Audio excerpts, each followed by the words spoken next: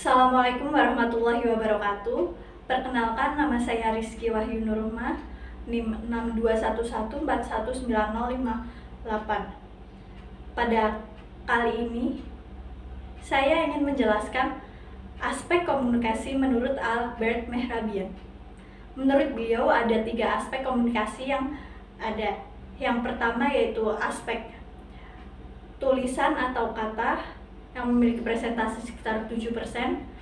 Yang kedua ada aspek intonasi suara, memiliki presentasi sekitar 38%. Dan yang ketiga ada aspek bahasa tubuh yang memiliki presentase sekitar 55%. Dari ketiga hal tersebut, pada kali ini saya ingin menjelaskan mengenai aspek bahasa tubuh. Aspek bahasa tubuh sendiri memiliki peranan paling penting dalam melakukan komunikasi dengan teman atau partner kita saat berbicara. Ada beberapa hal yang harus kita ketahui mengenai aspek bahasa tubuh yang seharusnya kita lakukan ataupun tidak kita lakukan.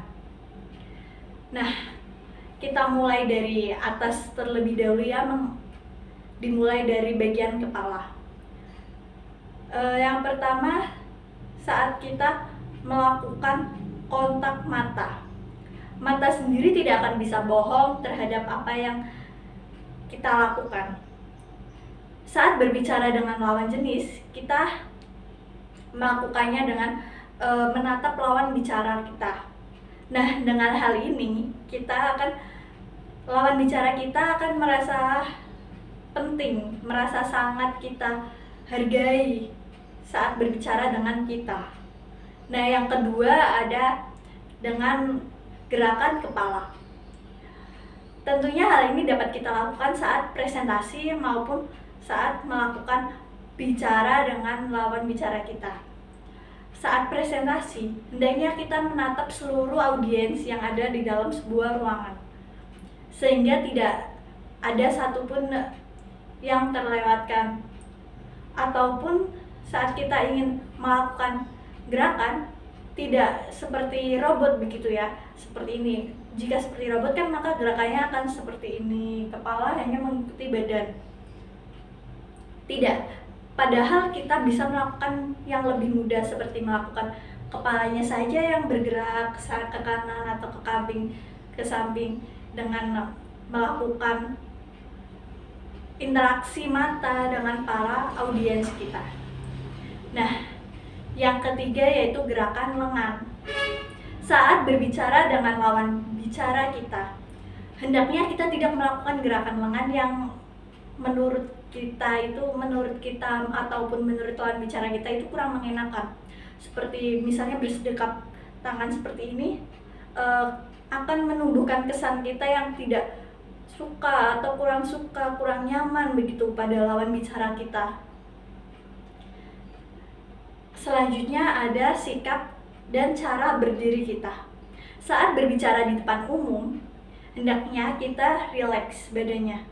Tidak berdiri dengan menumpahkan badan pada meja, pada tembok. Hal ini menunjukkan sikap kita kurang menyukai dengan apa yang lawan bicara kita bahas begitu ya. Lalu ada ekspresi wajah. Ekspresi wajah tentunya akan sangat berpengaruh pada kita. Dengan saat kita berbicara pada teman kita, seharusnya kita mengungkapkan wajah yang sebegitu ingin tahunya, wajah yang begitu tertarik dengan obrolan yang telah dibangun antara kita dan partner kita. Lalu ada bahasa tubuh, bagaimana cara kita berpakaian dari atas hingga bawah. Kita harus menyesuaikan pakaian apa yang kita kenakan pada saat acara-acara tertentu. Misalnya saat acara perkuliahan atau acara seminar-seminar, kita harus berpakaian sopan, berpakaian yang rapi, sehingga kita dapat menghargai diri kita maupun kita tidak menyepelekan terhadap apa yang kita hadiri begitu ya. Karena dari cara berpakaian tersebut kita dapat menilai bagaimana seseorang itu menghargai dirinya. Walaupun saya tahu ya teman-teman, cara berpakaian seseorang itu beda-beda, namun tentunya hal ini akan dapat kita pilah dan pilih sesuai acara apa yang akan kita datangi. Nah, selanjutnya ada pada repetisi ya, seperti kita mengulang yang pertama. Nah, gerakan tangan yang seperti ini melakukan repetisi, atau kita mengulang apa yang telah kita bahas dengan gerakan tangan kedua seperti ini. Lalu ada gerakan yang menunjukkan bahwa kita tidak menyukai apa yang kita lakukan, seperti dengan mengangkat bahu, menggelengkan kepala, ataupun dengan gerakan mimik muka, wajah yang seperti mendelik begitu ya.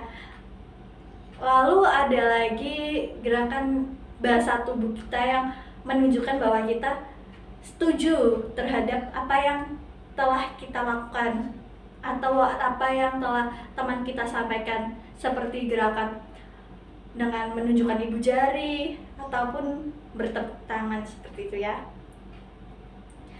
Lalu ada gerakan yang membuat kita menjadi lebih pede, seperti saat saya yang sering saya lakukan ini ya, untuk menggerakkan tangan agar apa yang saya lakukan di depan audiens, di depan umum ini tidak terkesan gugup, karena hal ini menghilangkan rasa gugup saya untuk berbicara di depan audiens.